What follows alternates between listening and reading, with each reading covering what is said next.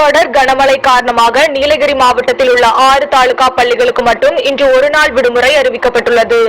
உதகை, குன்னூர், குந்தா, கோத்தகிரி, கூடலூர், பந்தலூர் தாலுகா பள்ளிகளுக்கு விடுமுறை அறிவித்து மாவட்ட ஆட்சியர் உத்தரவிட்டுள்ளார்.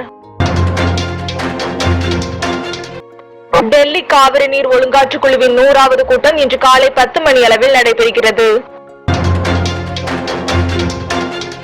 ஹவுராவிலிருந்து மும்பை சென்ற விரைவு ரயில் ஜார்க்கண்டின் சக்ரதர்பூர் அருகே தடம் புரண்டு விபத்துக்குள்ளானது. டெல்லி ராவ் IAS பயிற்சி மையத்தில் புகுந்த மழைநீரில் மூழ்கி 3 மாணவர்கள் பலி குறித்து உயர்மட்ட குழு விசாரிக்கும்.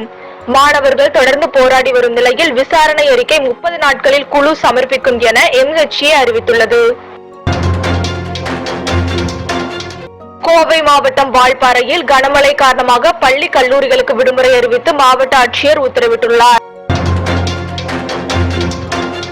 கேரள மாநிலம் வயநாட்டில் உள்ள சுரல்மாலா, மேம்பாடி, முண்டகம் பகுதியில் ஏற்பட்ட மண்சரிவில் 7 பேர் பலியாகியுள்ளனர். அதிகாலை 2 மணியளவில் ஏற்பட்ட மண்சரிவில் சிக்கி ஏராளமானோர் இருப்பதாக தகவல் வெளியாகியுள்ளது.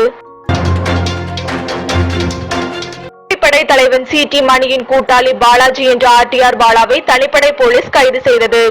சென்னை அசோக் நகரில் 2021 நடந்த கொலை வழக்கு தொடர்பாக RTR பாலா விசாரணைக்கு ஆஜராகாததை அடுத்து சைதாப்பேட்டை நீதிமன்றம் 2023 டிசம்பரில் பிடிவாரண்ட் பிறப்பித்தது.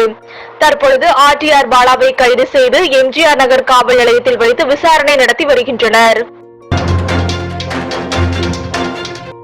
நீலகிரி மாவட்டம் கூடலூர் மாயாராற்றில் மீண்டும் வெள்ளப்பெருக்கு ஏற்பட்டுள்ளது.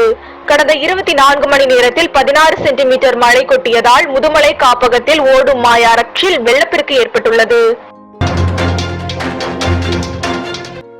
நீலகிரி மச்சிக்கொள்ளி பகுதியில் உணவு தேடி ஊருக்குள் வந்த காட்டு யானை மின்சாரம் தாக்கி பலியாகியுள்ளது. பாக்கு மரத்தை உடைக்கும் பொழுது மின்கம்பியில் பட்டதில் மின்சாரம் பாய்ந்து காட்டு யானை உயிரிழந்த சம்பவம் சோகத்தை ஏற்படுத்தியுள்ளது.